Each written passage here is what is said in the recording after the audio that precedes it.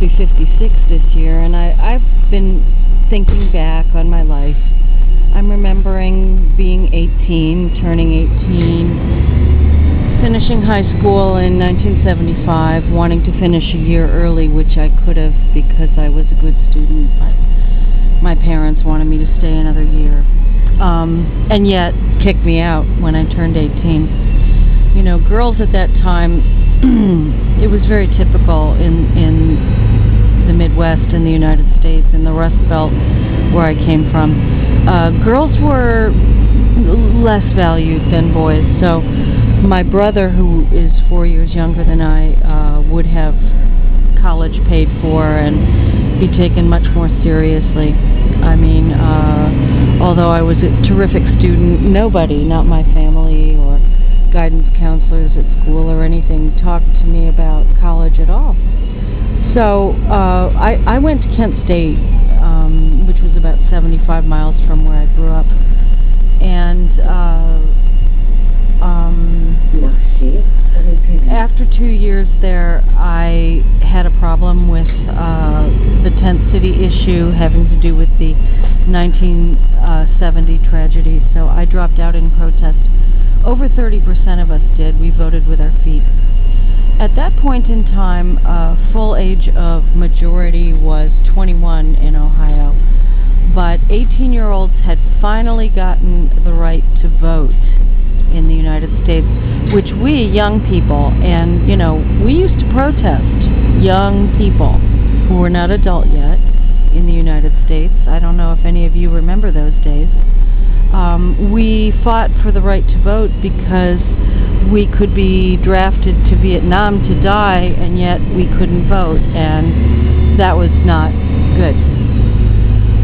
So off I went, and in my second year I did get a merit scholarship, which cut my tuition in half, but really I couldn't stay as part of that system, that administration, so I left. Also, my last paycheck in the Rust Belt bounced, and I couldn't find another job, and I needed to work to pay for my education.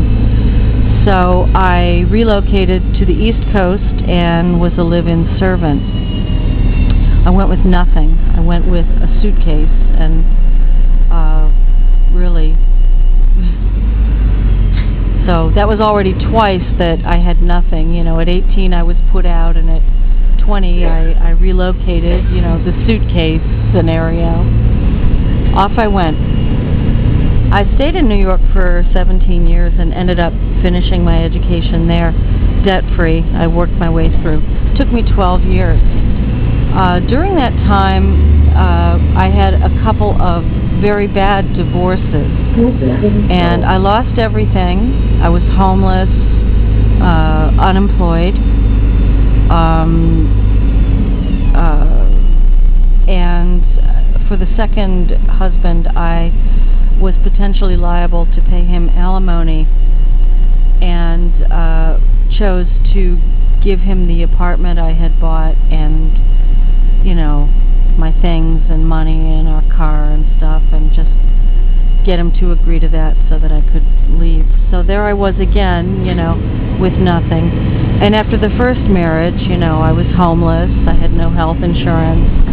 He had forced me to quit my job. There was a very bad recession at the time, and really I had nothing.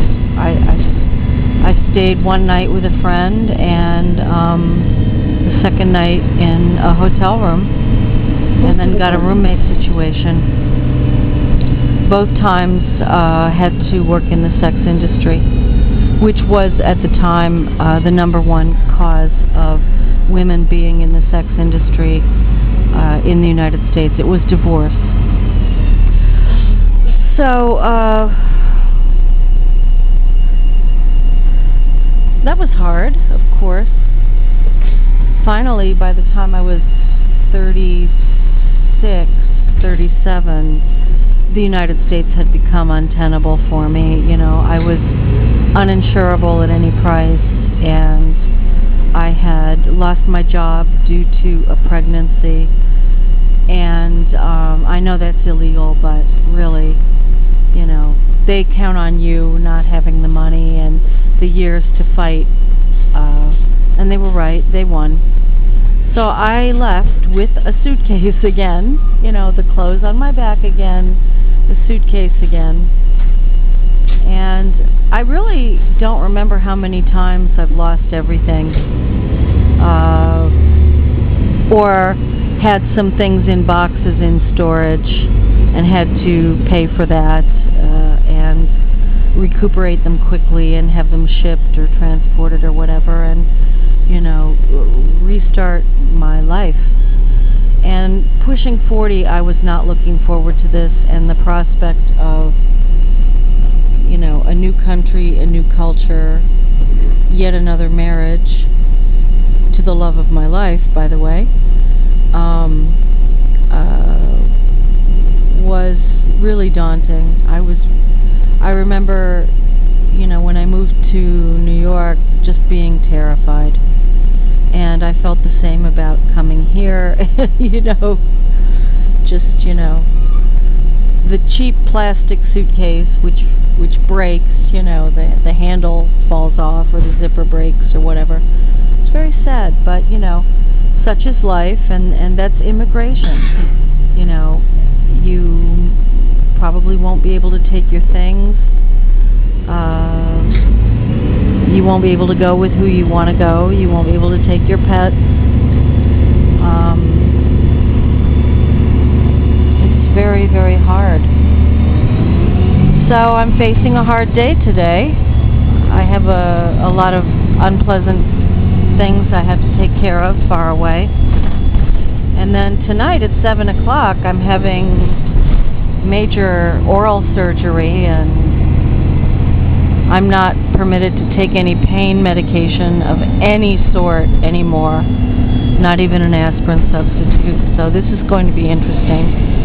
I'm trying homeopathy, and I'm carrying on with the NEEP method, you know, cold and tepid water, pain against pain, that sort of thing. Just trying to get through it without, you know, without self-medicating with alcohol or anything, you know, no coffee, no salt, no gluten, no soy, no processed foods, no caffeine, a little caffeine just for the smile factor, but losing all this weight has been interesting, although none of my clothes fit. You know, it's not great when you're walking down the street and your underwear is falling off. And I've got to get fit because I'm very, very out of shape, and it's a dramatic body change. My wedding ring, you know, I insisted on getting us wedding bands. We had to wait a few years after we were married for that, but it's loose. You know, I'm smaller than I was. I'm smaller now than I was then, so I guess I should take it off and stop wearing it, or sell it. I guess it's platinum, right? I don't know. I'm still trying to collect money due me from 2010 and 2012, and figure out what's going to be happening with me. I'm reapplying for social housing, which I have to do every year. I've been on a waiting list since 2008. I tell you, if you don't have a child in France, you know, you have no priority. And if you're married with no marriage contract, you are chattel. If you screw up €1 of the family funds, you can be subject to divorce without any alimony due you, and you can be just put out and have nowhere to go. And I do continue to look for work, but maybe I can get Google AdSense to pay me. I did get one check out of them last year, but now they want to pay me by wire transfer, and they want my banking information, which is fine with me. I'll give it to them, but I cannot. They want me to do it through my YouTube account or my 2 YouTube accounts, and I can't find the payment options screen. My screens don't seem to be the same as the ones people are seeing in the United States. You know, beta disappeared for a while. M from Canada 1 told me it was there in beta. I located beta, but it was not in my beta. Then beta disappeared for a few weeks. But, you know, YouTube changes. Also, I've written to Google in Ireland a couple of times, and they do have a helpline here in France, but it costs more than €1 a minute. And the last time I called, I was put on hold, and I got to the 10-minute point, and I gave up. So I've written to them in Ireland again with my banking information, and I've told them, because it's entirely possible they don't know that, you know, with my prompts in English, which I prefer to use in YouTube, I don't see how to get to what they want. And of course, I've also looked in French. I don't see it either. It often happens that the computer systems don't work in one country or another, and they're not aware of it. I know that for the Internal Revenue Service in the United States,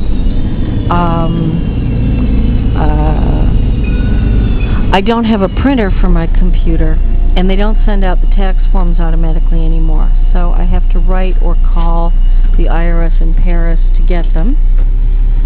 And I can't file online because when I type in my French postal code, it thinks I'm in California. And also, I want a hard copy of what I have sent in. You know, I want a hard copy. I can't print it at home, so I ask for them to send it to me. And I fill it out longhand, and I photocopy it, and I send it international registered mail to the United States, keeping a copy. It's old-fashioned, but that's what I do. That's what I want to keep doing. And I spoke to the IRS last year and the year before, and I said to them, you know, I can't use your online filing. It says I'm in California. And the guy said to me on the phone, both years, 2 different guys, yeah, it does that for me too. There is a way to get around that, but I don't remember what it is. You know, so I hope, I'm not even going to try this year. I wrote to them the other day. I couldn't get through to them on the phone. They're only available on the phone certain hours a week in Paris. And writing to them in the United States, you don't get a response or a very fast response. So whatever. Not that I'm meaning to kvetch. I just want to share with you what's going on with me, sort of, and what I'm remembering about the past. And